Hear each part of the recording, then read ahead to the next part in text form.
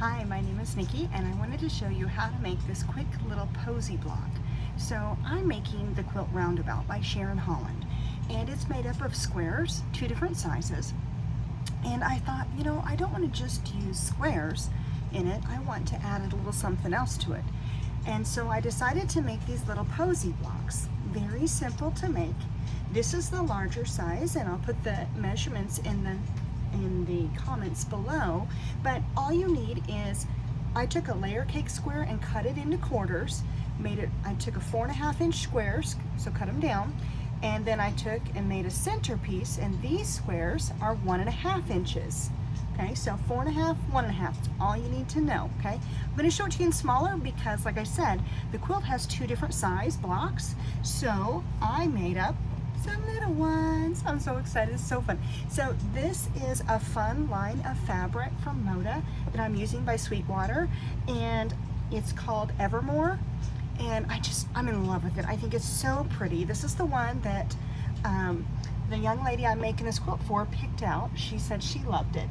So what I've done is I've taken that fabric, I took charm squares, and I cut one charm square into 4 2.5 inch squares. Then I took the fabric I wanted for the center, which I got enough for the center for 5 blocks out of one charm square. These are 1 inch squares, okay? And then the background is a collection of the creamy fabric, 1.5 inch squares. 1 inch squares. So really simple to make this guy. Here it is all finished, but like I showed you, you start with those little squares. You're going to sew your squares on the corners right here. So you're gonna do snowball corners where you just set it there on the side and you sew corner to corner. All right, I use the washi tape on my machine so I don't have to draw lines. All right, then what I'm gonna do is I only trim out the background. I never trim my foundation on a lot of these smaller things. I feel when I do that, I risk losing some of the squareness of my block. So I sew those on both sides, and then I go back and I sew them on all 4 sides. Okay, you can see that here. And here I'll show you, I only trimmed out the green part, but on the white, I left it behind. Why? Because the white is so light, I don't want the color of my block to go through. Now I can hear people already in their heads going, oh my gosh, it's going to be so bulky and it's not going to lay right. It will, because I use a very sharp needle in my machine every time, and I don't have an issue at all. I pen and I go forth. So then here's my next piece. After I do that, when I lay them down to press them, I press them both the same direction, okay? That way, when I flip them, those seams will nest beautifully and I can sew them together.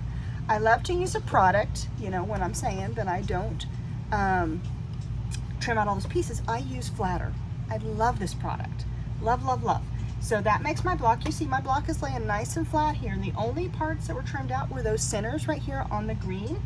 The rest of them weren't, and I just trimmed those out because the center, I want it to be a little less bulky, but also I didn't need it there. Here I need it because I don't want the colors to show through. So I hope you enjoy making these little posies. Again, this finishes a 4 inch posy, and the bigger one that I showed you finishes at an 8 inch posy. So check out the quilt Roundabout by Sharon Holland. It's a great quilt. I'm going to be making these little posies and posting. If you want to see the finished one, check out my Instagram. Thanks so much for watching, and have a scrap happy day.